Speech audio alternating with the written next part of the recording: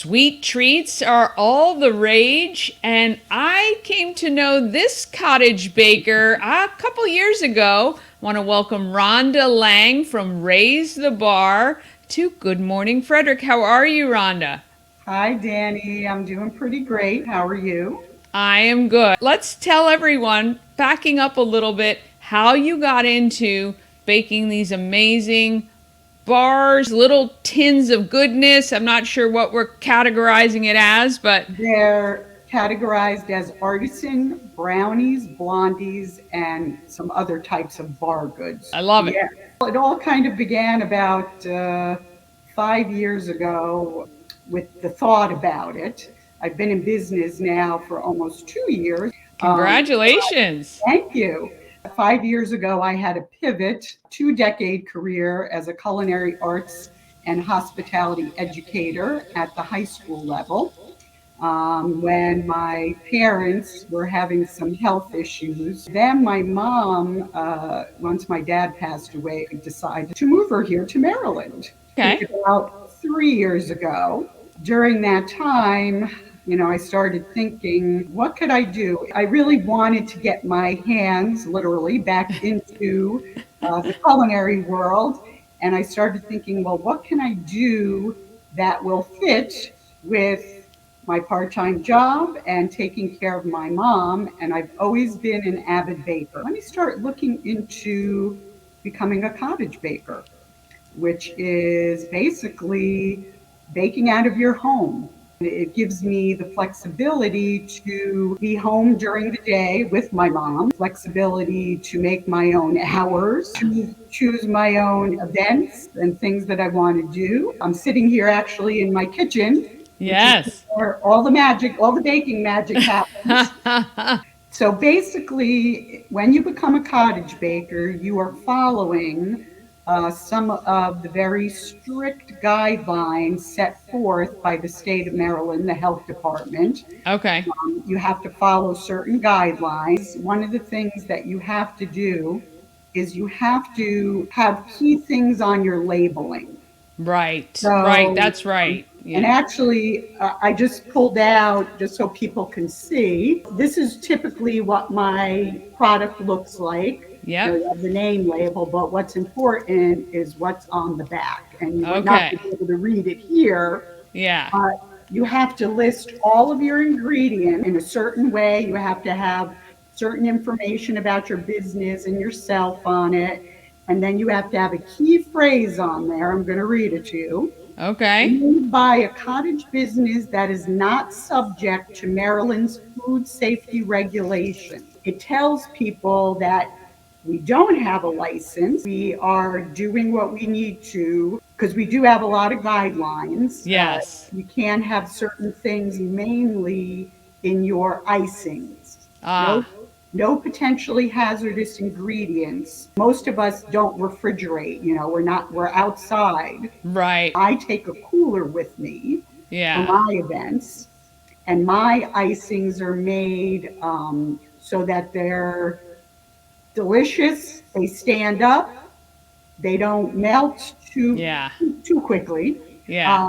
and there's no potentially hazardous items in there.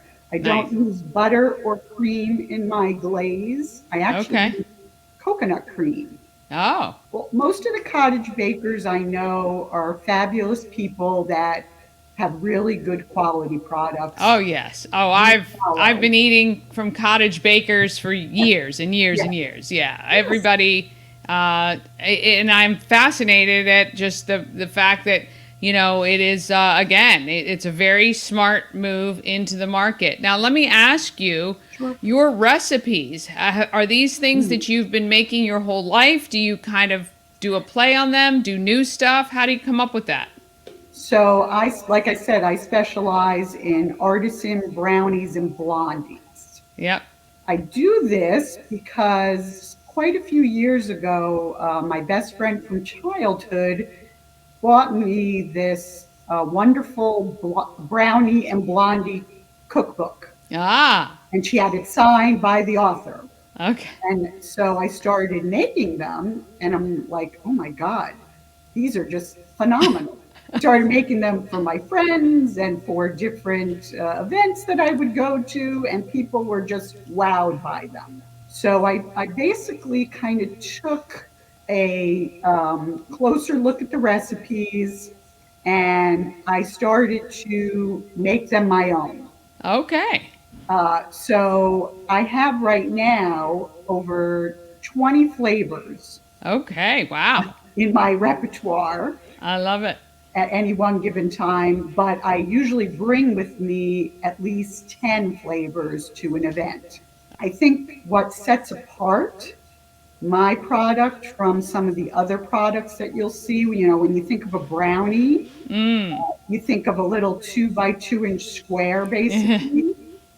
And mine are actually 5 ounces each. Okay. I pulled out one of Yeah. my peanut butter overload ones. Wow. And I also bake them Yeah. individually in liners. So I put them on a sheet pan and bake them right on the sheet pan in the liners. Okay. So they're quite decadent. Yes.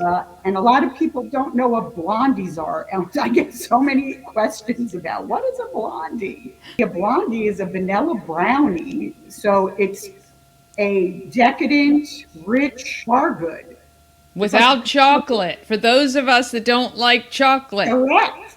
That's what I specialize in. Yes. And I not only do it individually like this in the 5 ounce, I also do it in quarter size sheet pans cut into 24 mini bars Okay. for parties and Right. events.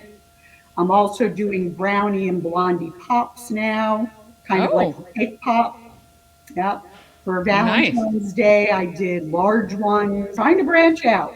I love it. I love it. How many events would you say you do? Starting last year, I started doing farmers markets. And Okay. I did 3 farmers markets last season, and I will be doing the same ones. Okay. Uh, so I do the Urbana Library Farmers Market, which is on Sundays, but I'm going to be doing that twice a month. Okay. I do the Mount Airy Farmers Market on Wednesdays, and I will be doing that every week. That's my full-time vendor one for the season. Okay. And then once a month, I do the Boonesboro's Farmers Market. And then I also fit in one of my main sources of events is local community food truck nights. I also fit in at least one big event a month or maybe Right. two. Coming up, I'm going to be doing Yarn Centric in May. I do Wolfstock, which is a part of the Carroll County Humane Society. Oh, what has been the biggest challenge of having this, your own cottage bakery business? I do everything myself. Yeah. Yeah. Time, this along with my other job and taking care of my mom, Yeah. squeezing everything in, weather, Yeah. conditions, Yeah. the physicality of it. I Yeah. go and I set up a tent, I schlep tables, I, Yeah. schlep all kinds of bags and things and coolers. Yeah. But you know what?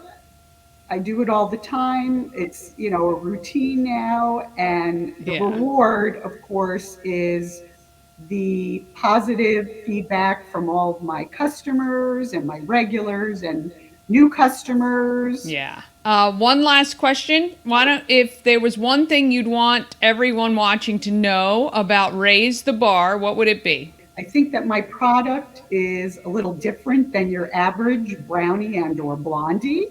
You have to taste one to really know. Rhonda, we really appreciate your time and wish you many years of baking those brownies and blondies and whatever else you come up with. Thank you so much for joining me today. Thanks, Danny. I appreciated the opportunity to be on.